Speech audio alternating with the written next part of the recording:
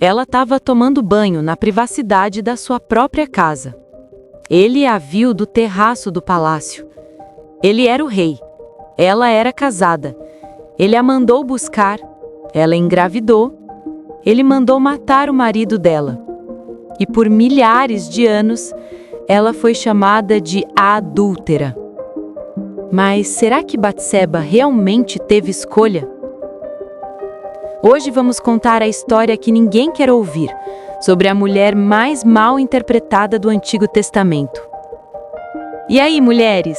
Eu sou a Herstory Ruth, e hoje começamos uma nova série que vai mexer com verdades absolutas, mulheres controversas da Bíblia.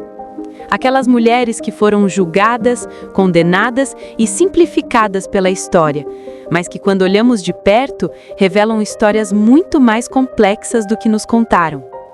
E vamos começar com Batseba, a mulher que todo mundo chama de a adúltera de Davi.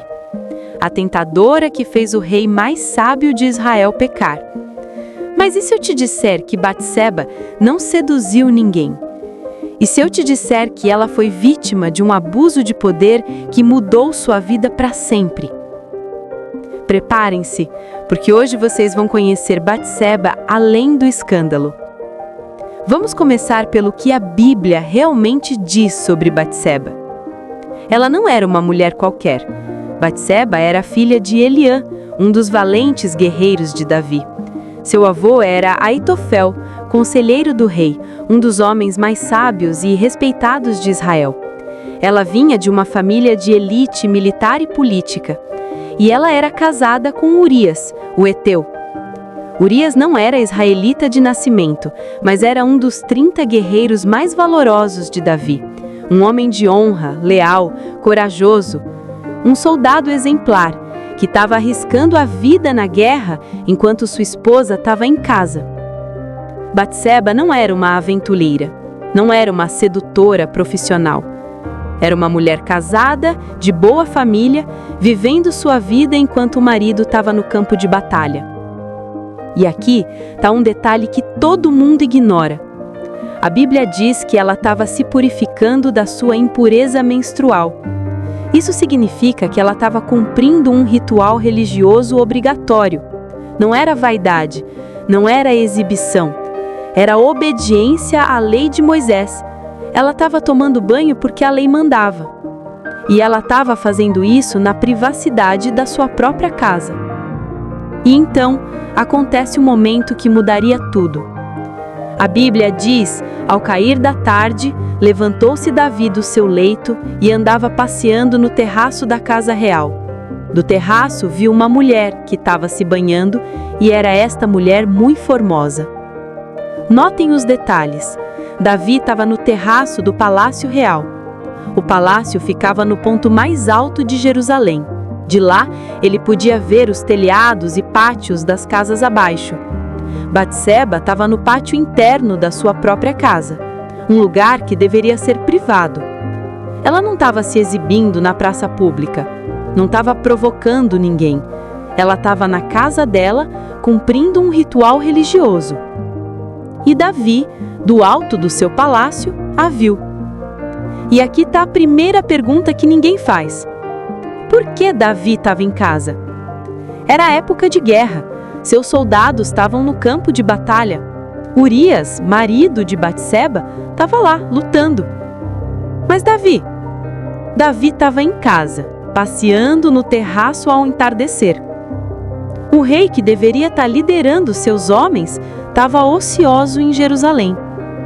E na ociosidade, ele viu uma mulher bonita. E ao invés de desviar o olhar, ele ficou olhando. Ao invés de respeitar a privacidade dela, mandou perguntar quem era. Ao invés de recuar quando descobriu que ela era casada, ele a mandou buscar. Então Davi enviou mensageiros que a trouxessem. Gente, parem e pensem nisso. O rei enviou mensageiros, soldados, homens armados, para buscar uma mulher casada enquanto o marido dela estava na guerra. E aqui está a pergunta que ninguém quer fazer.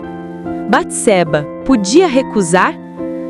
Quando o rei de Israel manda soldados buscarem você, você tem escolha? Quando o homem mais poderoso do país, que tem vida e morte nas mãos, te convoca, você pode dizer não? Vamos ser honestas, isso não foi sedução, foi abuso de poder. Davi tinha o poder político, era o rei, o poder militar, comandava os exércitos, o poder de vida e morte, podia matar quem quisesse, e o marido dela estava sob o comando dele, na guerra. Que escolha Batseba realmente tinha? A Bíblia não diz que ela seduziu Davi. Não diz que ela planejou o encontro. Não diz que ela se insinuou. Diz apenas, ela veio a ele e ele se deitou com ela. É um relato frio, fatual, sem romance, sem sedução. É um relato de um rei que viu, quis e tomou. E Batseba? Ela voltou para casa, voltou para sua vida, até que descobriu que estava grávida. E mandou avisar Davi: estou grávida. Imaginem o terror que ela deve ter sentido. Grávida de um filho que não era do marido, num tempo onde adultério era punido com apedrejamento, onde ela podia ser morta publicamente. Ela estava completamente vulnerável. E Davi entrou em pânico. E aqui a história fica ainda mais sombria. Davi mandou chamar Urias de volta da guerra. Tentou fazer com que ele dormisse com a esposa para que a gravidez parecesse legítima. Mas Urias, homem de honra que era, recusou. Ele disse: a arca e Israel e Judá ficam em tendas, e Joabe, meu senhor, e os servos de meu senhor estão acampados ao ar livre. E hei de eu entrar na minha casa para comer e beber, e para me deitar com minha mulher? Urias era mais nobre que o rei. Enquanto seus companheiros estavam na guerra, ele não se permitiria o conforto de casa. Ele não dormiria com a esposa enquanto seus irmãos estavam morrendo no campo de batalha. A integridade de Urias expôs a falta de integridade de Davi. E então, Davi tomou a decisão mais covarde da sua vida. Ele escreveu uma carta para Joabe, o comandante do exército, e mandou a carta pelas mãos do próprio Urias. Urias levou sua própria sentença de morte sem saber. A carta dizia: ponde Urias na frente da maior força da peleja e retirai-vos de detrás dele, para que seja ferido e morra. Davi ordenou o assassinato de um dos seus melhores soldados, um homem inocente, leal, honrado, um homem que estava arriscando a vida pelo rei. E Urias morreu na batalha, como Davi planejou. E Batseba? A Bíblia diz: ouvindo, pois, a mulher de Urias que seu marido era morto, pranteou por ele. Ela chorou, ela lamentou, ela estava de luto pelo marido que amava. E mal terminou o período de luto, Davi a mandou buscar novamente. E passado o luto, mandou Davi trazê-la para sua casa, e ela lhe foi por mulher. Notem, ela não escolheu casar com Davi. Ele a mandou trazer. Ela acabara de perder o marido em circunstâncias suspeitas. Estava grávida de um filho do rei. Não tinha proteção, não tinha escolha. E virou esposa do homem que matou seu marido. Imaginem a posição dela. Ela sabia que Davi tinha visto ela tomando banho? Ela desconfiava que ele tinha algo a ver com a morte de Urias? Ela tinha como recusar ser rainha quando o rei ordenava? Quanto trauma, quanto medo, quanta impotência!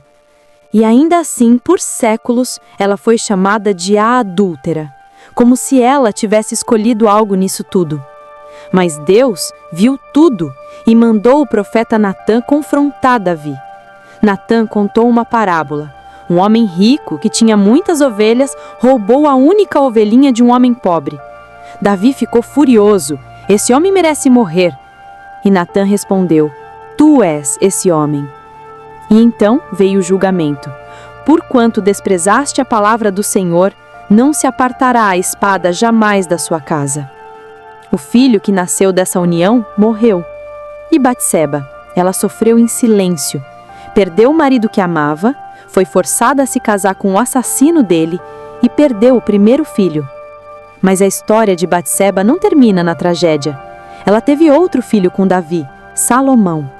E quando Davi estava velho, foi Batseba quem garantiu que Salomão, e não Adonias, herdasse o trono. Ela se tornou rainha-mãe, uma das mulheres mais poderosas de Israel. E Salomão tornou-se o rei mais sábio que já existiu. Da tragédia e do abuso, Deus trouxe redenção.